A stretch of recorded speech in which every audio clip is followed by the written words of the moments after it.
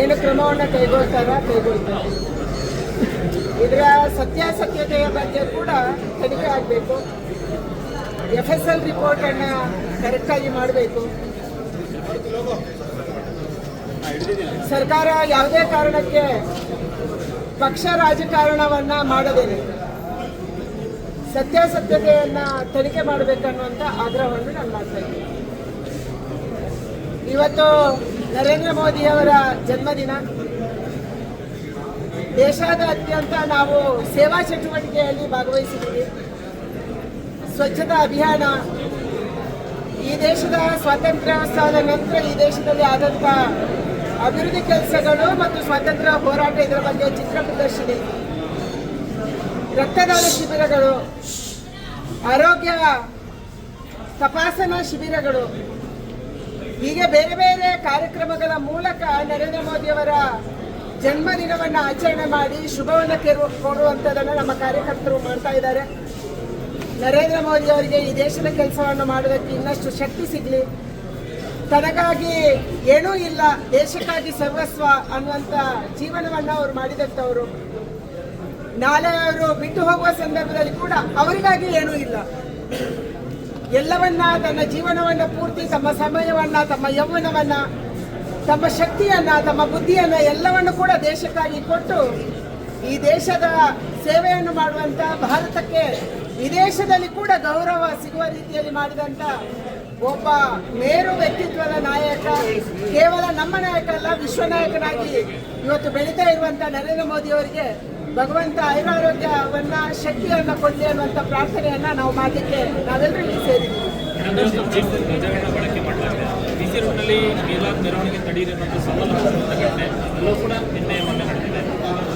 ಕರ್ನಾಟಕ ರಾಜ್ಯದಲ್ಲಿ ಅಪರಾಧಿಗಳ ಮೇಲುಗೈ ಆಗ್ತಾ ಇದೆ, ದೇಶದ್ರೋಹಿಗಳ ಮೇಲುಗೈ ಆಗ್ತಾ ಇದೆ.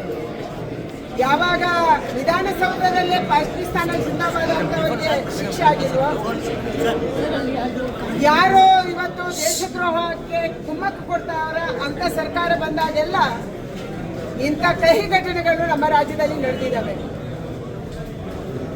ಭಾರತದಲ್ಲಿ, ಕರ್ನಾಟಕದಲ್ಲಿ, ಬೆಂಗಳೂರಲ್ಲಿ, ಮೈಸೂರಲ್ಲಿ, ಕೊಡಗಲ್ಲಿ, ಹಾಸನದಲ್ಲಿ, ನಾಗಮಂಗಲದಲ್ಲಿ, ಬೇರೆ ಬೇರೆ ಜಾಗಗಳಲ್ಲಿ, ಕೋಲಾರದಲ್ಲಿ ಇವತ್ತು ಪಾಕಿಸ್ತಾನ ಜಿಂದಾಬಾದ್ ಅನ್ನುವಂಥ ಘೋಷಣೆ ಕೇಳಿ ಬರ್ತಾ ಇದೆ, ಪ್ಯಾಲೆಸ್ತೈನ್ ಧ್ವಜ ಹಾರ್ತಾ ಇದೆ. ಆದರೆ ಕ್ರಮಗಳು ಅನ್ನುವಂಥ ರಾಜ್ಯ ಸರ್ಕಾರ ಎಲ್ಲಿದೆ?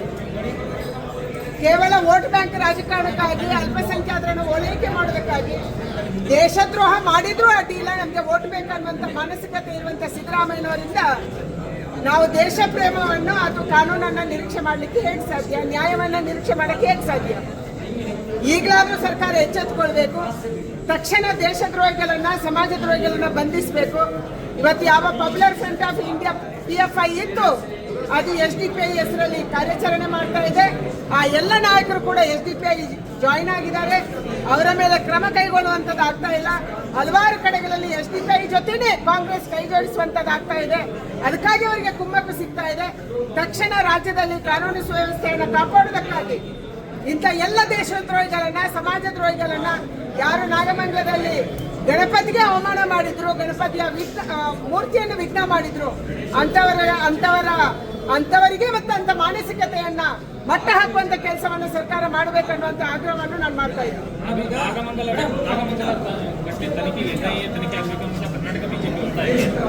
ನಾನು ಬಹಳ ಮೊದಲೇ ಒತ್ತಾಯ ಮಾಡಿದ್ದೀನಿ. ನಾಗಮಂಗಲ ಘಟನೆಯಲ್ಲಿ ಕೇರಳದ ಕೈವಾಡ ಇದೆ, ಅದಕ್ಕಾಗಿ NIA ತನಿಖೆ ಆಗಬೇಕು ಅನ್ನುವಂಥದ್ದನ್ನ ನಾನು ದೇವಣ್ಣೆ ಹೇಳಿದ್ದೆ. ತಕ್ಷಣ ಇವತ್ತು NIA ತನಿಖೆಗೆ ಕೊಡಬೇಕು. NIA ತನಿಖೆ ಮೂಲಕ ಮಾತ್ರ ಯಾರು ಕೇರಳದಿಂದ ಬಂದಿದ್ರು, ಯಾರು ಮಾಸ್ಕ್ ಹಾಕೊಂಡು ಬಂದಿದ್ರು, ಯಾರು ಮಾಸ್ಕ್ ಅನ್ನ ಖರೀದಿ ಮಾಡಿದ್ರು, ಯಾರು ಕಲ್ಲು ಎಸ್ತಿದ್ರು, ಯಾರು ಪೆಟ್ರೋಲ್ ಬಾಂಬ್ ಎಸ್ತಿದ್ರು ಅನ್ನುವಂಥದ್ದನ್ನ ತನಿಖೆ ಮಾಡೋಕ್ಕೆ ಸಾಧ್ಯ. ಕರ್ನಾಟಕ ಪೊಲೀಸರಿಗೆ ಇವತ್ತು ಸತ್ವ ಇಲ್ಲ, ಯಾಕಂದ್ರೆ ಅವರ ಕೈಯನ್ನ ಕಟ್ಟಿ ಹಾಕಿದೆ ನಮ್ಮ ರಾಜ್ಯ ಸರ್ಕಾರ. ಕರ್ನಾಟಕದ ಪೊಲೀಸರು ಕೇವಲ ಕರ್ನಾಟಕ ರಾಜ್ಯ ಸರ್ಕಾರ ಹೇಳಿದಂತೆ ಮಾತ್ರ ಮಾಡೋಕ್ಕೆ ಸಾಧ್ಯ. ಯಾಕಂದ್ರೆ ಮುಖ್ಯಮಂತ್ರಿಗಳು ಮತ್ತು ಪರಮೇಶ್ವರ್ ಅವರು ಇದೊಂದು ಚಿಕ್ಕ ಘಟನೆ ಅಂತ ಹೇಳಿದ್ದಾರೆ, ಅವರಿಂದ ನಾವು ನ್ಯಾಯ ನಿರೀಕ್ಷೆಗೆ ಸಾಧ್ಯ ಇಲ್ಲ. ಅದಕ್ಕಾಗಿ NIA ತನಿಖೆ ಆದಾಗ ಮಾತ್ರ ಯಾರು ಕೇರಳದಿಂದ ಬಂದಿದ್ದಾರೆ, ಯಾರು ಈ ಘಟನೆಗೆ ಕುಮ್ಮಕ್ಕು ಕೊಟ್ಟಿದ್ದಾರೆ ಮತ್ತು ಅಂಗಡಿಗಳನ್ನು ಸುಟ್ಟಿದ್ದಾರೆ ಅನ್ನುವಂಥ ಸತ್ಯ ಹೊರಬರಕ್ಕೆ ಸಾಧ್ಯ ಇದೆ.